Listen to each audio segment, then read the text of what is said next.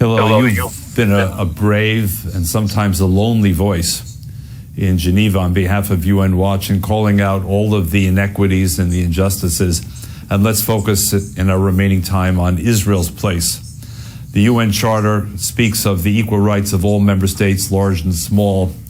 How is Israel treated differently in the United Nations system? We don't have the hours that it would take, so you're going to give us the headlines, please. What do you put at the top of your list? Well, indeed, as you said, to talk about how Israel is singled out, scapegoated, demonized at the United Nations, which is ground zero for the international campaign to delegitimize Israel, which, as you know, David, because you've been on the front lines for so many years, where Israel was singled out and demonized, now going back well over 5 decades, led by the Arab states, very much together with the Soviet Union. Now, so it's been going on for years, and it is pervasive and it is extreme. Just to, as you asked, just to pick out a few headlines, I would say there is the General Assembly, which is the Parliament of the UN. Today, in 2024, we expect in a given year, we've seen in the past few years, there'll be one resolution on Iran, one on Syria, one on North Korea, and 15 on Israel. 15. I want to make sure everyone hears that. 15. So more than all the other countries combined. That is correct. That is correct. And most countries of the world never get criticized at all at the General Assembly. There are 0 resolutions on China, 0 resolutions on Cuba, Pakistan, Saudi Arabia. You know, I'd say about more than 185 countries never get mentioned in a single resolution. Israel gets 15. So that's very extreme.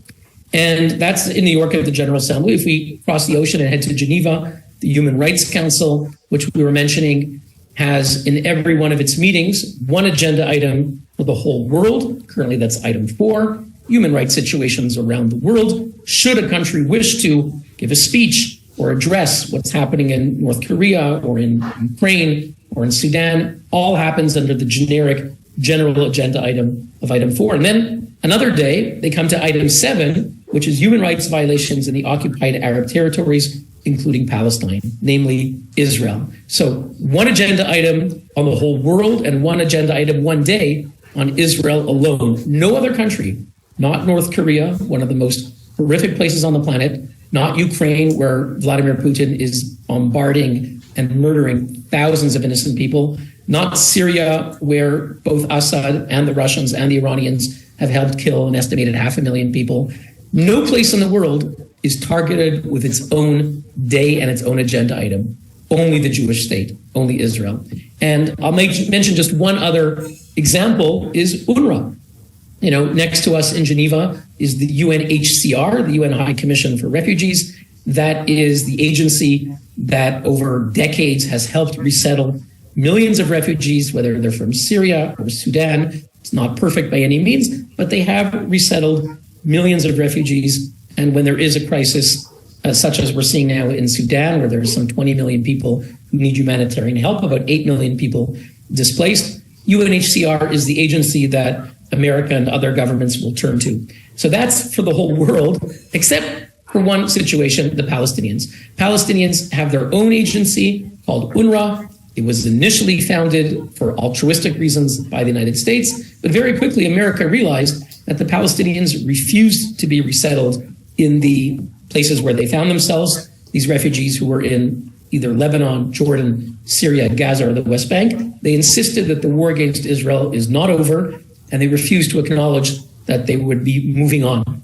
And so UNRWA does not seek to end their refugee status. On the contrary, it perpetuates it. So Palestinians, instead of having, whether it was 600,000 or 700,000 initially refugees, we now have, according to the UN, nearly 6 million Palestinian refugees, and they are taught that they have the right of return.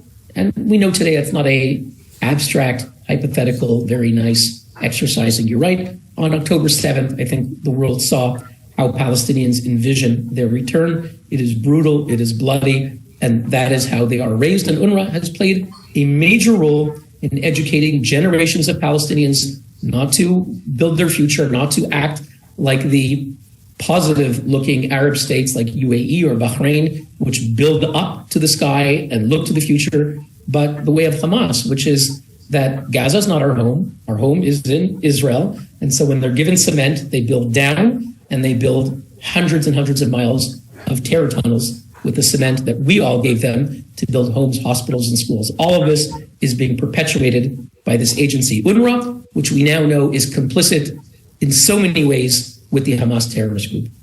So I need to pause for just a moment, Hillel, to make sure that JBS viewers have absorbed everything you said, because the three top headlines are worth remembering and acting on. Headline number one, that the UN General Assembly in any given year, you've said, will adopt more Israel-specific resolutions than all the other nations in the world combined. Number two, that the UN Human Rights Council, charged with monitoring and protecting human rights around the world, has a special dedicated agenda item solely and exclusively regarding the so-called occupied territories, meaning it judges Israel guilty before allowing itself to be proven innocent. And every other nation on earth is reviewed, if at all, under a separate agenda item. And number three, every refugee in the world comes under the mandate of the UNHCR, headquartered in Geneva, except for one refugee population, which has its own organization, UNRWA, which has no mandate to resettle and has the authority to define a refugee, a Palestinian refugee, ad infinitum. Am I correct in those three headlines? Sadly, you are. So, JBS viewers, if that's not enough to get one both angry and mobilized, I don't know what is, but I'm going to try and make you even more angry, because you mentioned, Hillel, a woman named Francesca Albanese. I think it's important that JBS viewers understand who she is, what her mandate is as a so-called expert, and why she is so horribly misplaced in that role. Sure. Look, the UN Human Rights Council, in addition to adopting resolutions, one of their tools is to create mandates to investigate either a region or a particular topic. And in terms of regions, they have about a dozen, maybe now 15 countries that they have a special investigator called a special rapporteur. And the Palestinian territories is one of those 15. Fine, you and I may disagree whether the Palestinian territories ranks as among the top dozen or 15 places that need the world's attention. But all right, if we're going to have a special rapporteur in human rights in the Palestinian territories, maybe that would be fine. We would speak out for victims, whoever is victimized and whoever the perpetrator is. But in fact, what the Human Rights Council has done, and this dates back, going back to February 1993, the old Human Rights Commission dating back 31 years, the mandate of the Special Rapporteur in Palestine is, despite the title, she will call herself the Special Rapporteur on Human Rights in Palestine. Despite her title, the actual mandate, unchanged since February 1993, is to investigate, and I quote, Israel's violations of the bases and principles of international law in the Palestinian occupied territories. So the mandate from the beginning is to look only at Israel. This means that in the past 3 decades, whenever Hamas, the Jihad, Fatah have attacked Israelis, terrorist attack, suicide bombing, rockets, and Israel responds to try to stop the terrorists, the UN rapporteur on Palestine will condemn Israel only and say nothing about the Palestinian murder or terrorism that prompted Israel's defensive actions, and say, not in my mandate, not in my mandate. And technically, he or she is correct. Of course, when the UN wants to, they can address things that are related and part of the context, and they choose not to. And they pick certain individuals. So the latest particular individual that they chose is, as you mentioned, Francesca Albanese. She's an Italian lawyer, now lives, I believe, in Tunisia, has been very active in the Arab world. She used to work as a lawyer for UNRWA, that we just mentioned. And it's no accident that UNRWA doesn't really investigate their own staff when they're either members of Hamas terrorist groups, when they regularly incite in favor of terrorism, glorifying Adolf Hitler, things that we've been documenting now for the past 9 years in screenshots of UNRWA teachers and school principals. People, when they have Francesca Albanese as their lawyer for UNRWA, we shouldn't be surprised that they don't get disciplined unless enormous attention is brought and pressure by the United States, for example. So Francesca Albanese was appointed 2 years ago. We told the Human Rights Council, this is someone who regularly equated the Nakba, the alleged Palestinian suffering of 1948, the catastrophe, a word that, as you know, was initially meant the catastrophe of the Arab states' failure to defeat Israel, but over time morphed into the idea of the catastrophe of their plight, of how Israel allegedly victimized them. And she equates the plight of the Palestinians with the Holocaust regularly. So we warned the UN. This is someone who's effectively equating Israelis with Nazis, someone who had regularly accused Israel of apartheid, genocide, ethnic cleansing, whose husband had done work for the PLO, and the list goes on. If the UN were to be living up to its own standards of impartiality and objectivity in appointing and selecting mandate holders, she would have been the last person that they would have appointed. But sadly, David, that's exactly why they wanted her. It was the Palestinian representative, aided by the Arab and Islamic states and the dictatorships that joined them, the Chinese, the Russians, and they appointed her. And just to be clear, we don't have a whole lot of time left. The Italian government, which has been quite friendly to Israel, has no role to play in this issue, or does it? They don't. They don't. It can sometimes the country concerned, it's not even the country concerned, but sometimes they might make their opinions known, but typically they have no role. She was appointed 2 years ago, and typically in the process, they would not be asking Italy. So I want to be clear, this is not an indictment of the current Italian government. That's right. They were not involved.